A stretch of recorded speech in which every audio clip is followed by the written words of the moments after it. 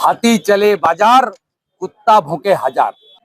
পশ্চিমবঙ্গে যে আইন শৃঙ্খলা নেই এই কথাতে তিনি স্বীকার করেছেন।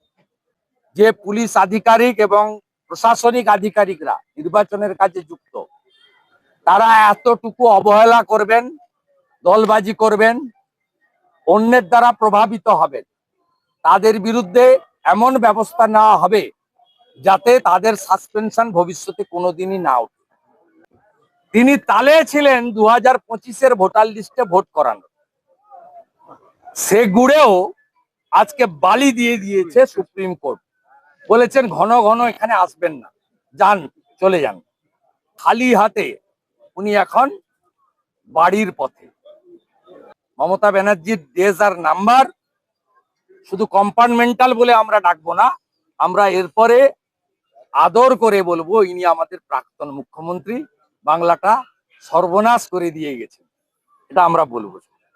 তো জ্ঞানেশ কুমারজি এয়ারপোর্টে নামা থেকে আজকের প্রেস কনফারেন্স পর্যন্ত তার সাংবিধানিক অধিকার, ব্যক্তি স্বাধীনতা এবং তার রাষ্ট্রপ্রেমের প্রতি অবিচল থেকে তিনি দাপিয়ে বেরিয়েছেন কলকাতা।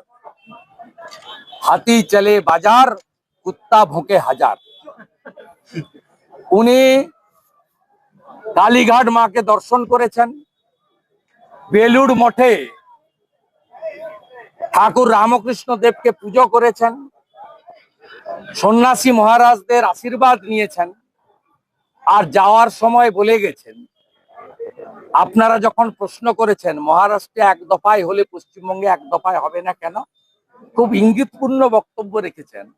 বলেছে এটা ডিপেন্ড করে আইন শৃঙ্খলার উপরে। পশ্চিমবঙ্গে যে আইন শৃঙ্খলা নেই এই কথাতে তিনি স্বীকার করেছেন। তিনি বলেছেন 100% বুথে লাইভ স্ট্রিমিং ওয়েবকাস্টিং হবে। তিনি বলেছেন যে পুলিশ আধিকারিক এবং প্রশাসনিক আধিকারিকরা নির্বাচনের কাজে যুক্ত, তারা এতটুকু অবহেলা করবেন, দলবাজি করবেন, অন্যের দ্বারা প্রভাবিত হবেন, তাদের বিরুদ্ধে এমন ব্যবস্থা নেওয়া হবে যাতে তাদের সাসপেনশন ভবিষ্যতে কোনোদিনই না ওঠে। তিনি অত্যন্ত সঠিকভাবে পশ্চিমবাংলায় ভেঙে পড়া গণতন্ত্র, ভেঙে পড়া সাংবিধানিক ব্যবস্থা এবং হারিয়ে যাওয়া বাক স্বাধীনতা এবং বহুদলীয় ব্যবস্থার পঞ্চত্ব প্রাপ্তি থেকে তিনি বাংলাকে উদ্ধার করার জন্য বলে গেছেন। তাই উনি চলে গেছেন বৃদ্ধাঙ্গুষ্ঠ দেখিয়ে। তাই এখন মমতা ব্যানার্জির আর 5 স্টার ধর্ণা মঞ্চে থাকার দরকার নেই। যে ধর্ণা মঞ্চে ডবল ডবল এসি আছে, ভালো পালঙ্ক আছে, বাথরুমে কোমোট আছে, গরম জল আছে, স্যান্ডউইচ আছে, ক্যাডবেরি আছে, কাজু বাদাম আছে, আরো আরো আরো অনেক কিছু আছে।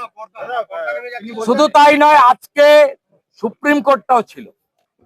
তিনি তালে ছিলেন 2025-এর ভোটার লিস্টে ভোট করানো, সে গুড়েও আজকে বালি দিয়ে দিয়েছে সুপ্রিম কোর্ট। বলেছেন ঘন ঘন এখানে আসবেন না, যান, চলে যান, ভাগুন এখান থেকে। অতএব কোনো লাভই হলো না, খালি হাতে উনি এখন বাড়ির পথে। চিন্তা আপনারা করবেন না, মমতা ব্যানার্জির ডেজ আর নাম্বার। শুধু কম্পার্টমেন্টাল বলে আমরা ডাকবো না, আমরা এরপরে আদর করে বলবো ইনি আমাদের প্রাক্তন মুখ্যমন্ত্রী, বাংলাটা সর্বনাশ করে দিয়ে গেছেন, এটা আমরা বলবো। সুপ্রিম কোর্টের নির্দেশ আমাদের দাবিকে মান্যতা দিল, অভিষেক বন্দ্যোপাধ্যায় বলেছেন ঘন্টা মঞ্চে। আমি ওনার কথার উত্তর দেব না। আপনারা সুপ্রিম কোর্টের লাইভ স্ট্রিমিং সবাই দেখেছেন। তিনি পরিষ্কার কথা বলেছেন যে এই অনগোয়িং প্রসেসের মধ্যে 10 লক্ষ সামথিং এখনো পর্যন্ত যারা অ্যাডজুডিকেশন ছিল তাদের ডিসপোজ আপ হয়েছে এবং সেখানে 30% মতো নাম বাদ গেছে বলে তারা সেখানে লাইভে বলছিলেন। তারপরে বলেছেন যে এই মুহূর্তে মাননীয়া মেনকা গুরুস্বামীকে বলেছেন আপনাদের কাজ এখন ওয়েট অ্যান্ড ওয়াচ। সব অধিকাংশ পিটিশন ডিসমিস করেছে। যখন বলেছে যে আপিল করার সুযোগ পাবো কিনা, তখন বলেছে 226-এ আপিলের মানে বাক স্বাধীনতা মৌলিক অধিকার সবার আছে, সে প্রমাণ করবে। আর জুডিশিয়াল অফিসারদের বিরুদ্ধে বলেছে আঙুল তুললে আমরা কিন্তু কাউকে ছাড়বো না, রিয়াদ করবো না। এগুলো দেখার পরেও যদি, আমি তো উড়িষ্যার পাশে থাকি মেদিনীপুরে, সেখানে একটা উড়িয়ায় কাহাবত আছে, মিথ্যা কৌ মনকে পাও, অর্থাৎ মিথ্যা হোক যেন মনে ধরে, সেই জন্য বলছি, এর অন্য কোনো কারণ ব্যাখ্যা নেই। সুন্দরদা বলছি, প্রাক্তন রাজ্যপালের সঙ্গে মুখ্যমন্ত্রী বারবার সংঘাত দেখা গেছে, আজকে ধর্ণা মঞ্চ থেকে সেই প্রাক্তন রাজ্যপালের সঙ্গে সৌজন্য সাক্ষাৎ করতে গেলেন মুখ্যমন্ত্রী। আমি এগুলো নিয়ে মন্তব্য করব না। মিস্টার বোস খুব শিক্ষাবিদ মানুষ, তিনি যেভাবেই হোক এখানে চালিয়েছেন, চেষ্টা করেছেন, তার কথা শুনিনি। বর্তমানে যিনি আসছেন, তিনি মমতা ব্যানার্জিকে সংবিধানের এবিসিটিটা ভালো করে শেখাবেন। তিনি মমতা ব্যানার্জির হাত থেকে হাতে খড়ি নেবেন, এটুকু বলছি। দাদা, অন্য কারোর চাপে নয়, নির্বাচন হবে কমিশনের মতেই। কড়া মন্তব্য জ্ঞানেশ কুমারের। কড়া মন্তব্য জ্ঞানেশ কুমারের, যে অন্য কারোর চাপে। এখন অবধি ভালো চলছে। আসল সমস্যা ছিল সিও অফিসে 6 বছর আরি জাপ্তাপ ছিল, সেই জন্য আমরা অনেক কিছু বিচার পাইনি। 2024-এর লোকসভা ভোটে 7 দফায় ভোট হয়েছে, প্রত্যেক দফায় বিকাল 4টা থেকে 6টা ক্যামেরা বন্ধ করে মৃত অ্যাবসেন্ট ভোটারদের তালিকা নিয়ে 7 দফার সুযোগ নিয়ে ব্যাপক ছাপ্পা ভোট দিয়েছে তৃণমূল। আরি জাপ্তাপ তার সৌজন্যে। আরি জাপ্তাপ যেদিন বিদায় হয়েছে সেদিনই আমরা জেনে গেছিলাম এবারে পশ্চিমবাংলায় স্বচ্ছ নির্বাচনের ক্ষেত্রে ইলেকশন কমিশন তার ক্ষমতা প্রয়োগ করবে, এবং তার বাধা এবং অন্তরায় যেটা ছিল স্থাবক আরি জাপ্তাপ, তিনি সরে যাওয়ার ফলে এই বাধাটা দূর হয়েছে। তাই জ্ঞানেশ কুমারজি যেটা বলেছেন তার উপরে আমরা সম্পূর্ণ আস্থা রাখি, কিন্তু শুধু ইলেকশন কমিশন নির্ভর নির্বাচন ভারতীয় জনতা পার্টি করবে না।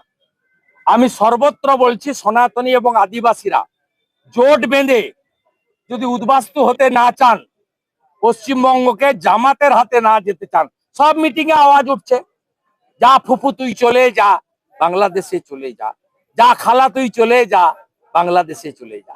আমরা এটাকে বাংলাদেশ হতে দেব না।